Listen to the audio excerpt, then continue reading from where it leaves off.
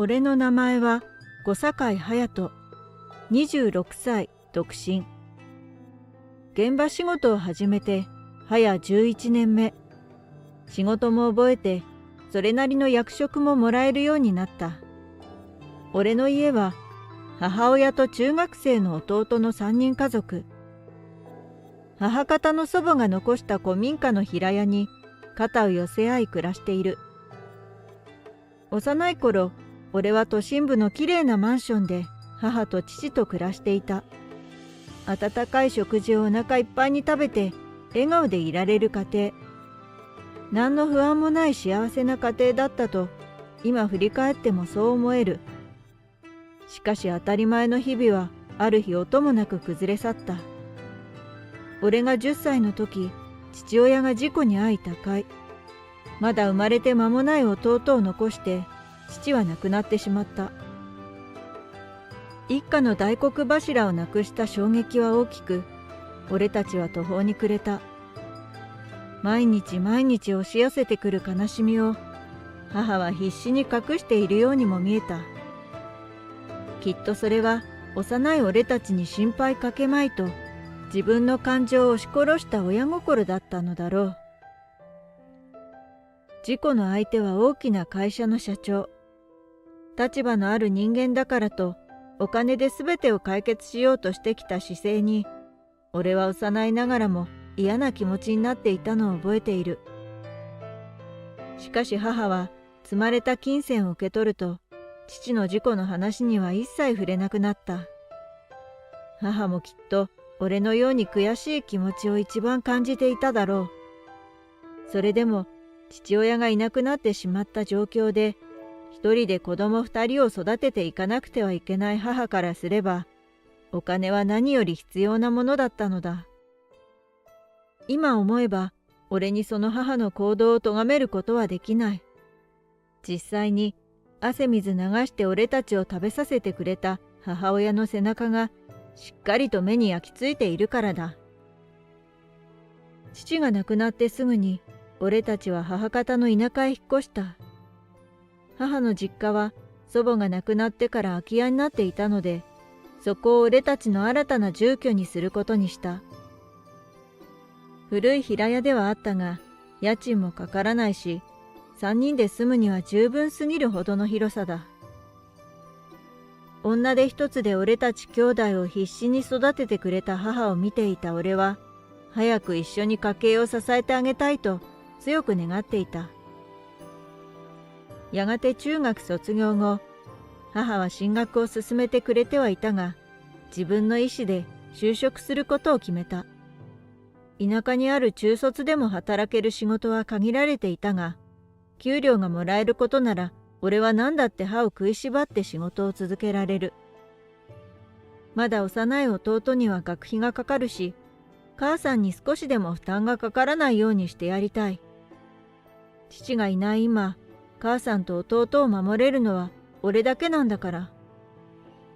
がむしゃらに仕事を続け、ようやく生活が安定してきたある日、思いもしない話が浮上した。お見合い？夕食を家族で囲む団らんの時間に、俺は母さんからの不意の相談に、口に含んでいた米を吹き出した。嫌そうに体をのけぞらせる弟に詫びを入れながら、俺は母さんの言葉を待っていた。知り合いの人からのご紹介なんだけど、相手はあんたと同じ26歳。大企業の娘さんだってさ、いい話じゃない？大企業って身分不相応すぎるだろ？何考えてるんだ？俺たちの生活で大企業の社長令嬢との結婚話なんて、どんな天変地異が起きるのかと驚くほどだ。そもそも身分不相応なのは見合いをするまでもなく分かりきったこと。何か裏があるのではないかと俺は全力で疑いの目を持っていた。母はそんな俺とは対照的にものすごく喜んで浮かれているようにも見える。直々にあちらからあんたにお話が来たんだよ。断る方が野暮だろう。そもそもなんで社長令嬢が直々にこんな田舎暮らしの中卒男を婿に欲しがるんだ。そんな華やかな世界のお嬢様なら、いい男だって引く手あまただろう。俺と結婚することに何のメリットも見出せない。疑いしか持てない俺の反応に、母さんは呆れてため息をついた。別に彼女がいるわけでもないのに、何を渋る必要があるかね。彼女は確かにいないけど、相手がいるかどうかの問題ではなく、単純に俺に話が来るのが理解できないだけだ。とりあえずお見合い写真いただいているんだ。それだけ見てどうするか決めたら？ぶっきらぼうにそう告げると、母は相手の見合い写真を俺に突き出して、途中だった食事を黙って再開させた。写真を開くと、それを見た弟が生やし立てるのを苦笑いで制しながら目を落とした。そこには何とも麗しい小柄な女性が、上等な着物姿で優しく微笑んでいた。余計にわかんねえよ。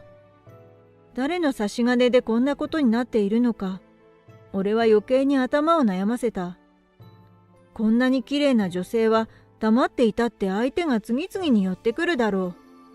社長令嬢という言葉に負けないほどの品や華やかさを兼ね備えた魅力は、俺なんかにはもったいない。俺が断っても何も問題はないだろう。せめて俺が何の後ろめたさも感じずに彼女に会える家柄の人間だったらな。そんなたらればをたわごとのように口にすると、俺はそのまま写真を置いて部屋に戻っていった。翌日になり仕事から帰宅すると、普段から穏やかな母が俺に詰め寄る。あんた、もしかして断るつもり？玄関を開けた瞬間のあまりの剣幕にたじろいだが、俺はすぐに見合いの話であることに気がついた。しょうがないだろう。どうせ行ったところで笑われて終わるのが目に見えてるだろう。田舎暮らしの中卒だぞ。体勢を立て直すと、俺は母に自分の思いを告げた。俺がもし相手との身分差を感じないような家の息子だったら受けてただろうけどさ。その言葉に母は怪しい笑みを浮かべて俺に迫ってきた。へえ、じゃあ彼女のことを気に入らないわけじゃないんだ。本音をつい口にしすぎたと気づいた俺は慌ててうつむいた。顔に血が集中して蒸気していくのがわかる。あっちはうちがどんな家庭か分かってお話に来てくださっているの。あんたは黙って行ってきなさい。女に恥かかせるんじゃないよ。力強く背中を叩かれ、俺は深いため息をついた。母の受けた話という手前上、無下にするのもメンツ的によろしくないのだろう。仕方ないと、惰性の気持ちと成り行きで、俺は見合いをすることになってしまった。本当に俺でいいんだろうか。疑問が頭の中で消えないまま、俺は当日を迎えることとなった。見合いの日は驚くほどの晴天に恵まれていた。この日のために少しでも悪く見られないようにと、俺は自分の給料を使って普段よりもグレードアップしたスーツを身にまとい、慣れない足取りで指定された料理屋を訪れた。きれいに手入れのされた庭園を見渡せる高級料亭の座敷は、普段から山の中を見て生活している俺に一層の緊張感を与えている。しばらく緊張のまま定まらない視点で辺りを見渡していると、襖の奥から中井さんが声をかけてきた後、相手の父親である社長と当人のご令嬢が姿を現した。圧倒的ないでたちに思わず息を飲んだ俺は、立ち上がり体を硬直させた。写真なんかより美しいその姿に直視できないほどの緊張感が押し寄せる。お互いに着席すると、おもむろに料理が運ばれてくる。改めまして、水無月商事の代表取締役社長、水無月弘忠です。胸ポケットから名刺を差し出す広忠さんに、俺は慌てて自分の名刺を差し出した。小堺です。本日はよろしくお願いします。俺の名刺を受け取り、内容に目を落とした瞬間、広忠さんは一瞬眉間にシワを寄せたかと思うと、咳払いをして話を進めた。失礼。使用人の話といささか相違があったようだ。そう言ってスーツの襟を正す仕草を見せる広忠さんに、俺の背中には生温かい汗が流れた。やっぱり一流企業のお嬢さんに当てられた見合い相手が、名前の知らない建築会社って印象良くないよな。苦笑いを浮かべながら、俺は手にかいていた汗を何度も拭っていた。食事をしながらお互いのさまざまな話をしているうちに、俺もだんだんと緊張がほぐれていく。何より相手の令嬢、乙葉さんはとても静かで穏やかそうな人だ。話のほとんどが乙葉さんのことよりも、広忠さんの会社の自慢話であることは置いといたとしても、同じ空間で食事ができるのが何より嬉しかった。乙葉さんとは時々視線が合うものの、俺が笑いかけると頬を染めてうつむくばかりだ。ずいぶんおとなしい性格なのだろうか、それとも人見知りなのだろうか。うぶな姿を見せられて、俺の方もつられて少し潤んでいく。それで小堺さんのご家庭はどういったお家柄で？会社の功績を一通りひけらかした後、広忠さんは本題に本腰を入れ始めた。どういったと言いますか、うちは祖母の古民家で母と弟と住んでいます。父は15年前に他界していますし、一般家庭の中でも貧乏な方じゃないですかね。苦笑いを浮かべながら素直に返事をする俺に、広忠さんの表情がどんどんと曇っていく。なんだと？片親？そうですね。母が一人で俺と弟を育ててくれました。俺も中学を出てから働いてますし、今は弟の学費を出して、せめて高校は行かせたいなって。俺の言葉を最後まで聞かずに、しびれを切らしたように広忠さんは机を叩いた。大きな音とともに辺りが静まり返り、中庭の獅子おどしだけが軽快な音を立てている。話が違うじゃないか。騙したというのか？ぎろりと睨みつけられた俺は驚いて息を飲んだ。もしかしてこの人は俺の身分を知らずに娘と同席していたのだろうか。すると隣で慌てたように今まで黙っていた乙葉さんが広忠さんの袖をつかんだ。お父様、やめて。私がお願いしたのです。娘の制止を振り切り、広忠さんは俺を睨んだまま立ち上がった。お前、この席にのこのこ現れて、身分不相応だとは思わなかったのか？片親で田舎育ち。何の取り柄も財産もない。こんな貧乏人がうちの娘と結婚できるわけないだろう。みるみるうちに罵倒に変わっていく広忠さんを誰も止めることができない。豚小屋育ちの片親バカなど論外。二度と娘に近づくな。そう啖呵を切った広忠さんの横で乙葉さんは咳を切ったように泣き始める。混沌とした状況の中、俺は脳裏にこの話を受けた時の疑念が思い出された。やっぱり何かの間違いだったんじゃないか。こんな話、俺みたいなやつに来るはずがないんだ。間違いだったというのがふさわしいこの状況で、俺はこの席を立つのが正しい選択と思い腰を上げた。すると突然泣きながら部屋の隅で電話をしていた乙葉さんが俺を必死で引き止めた。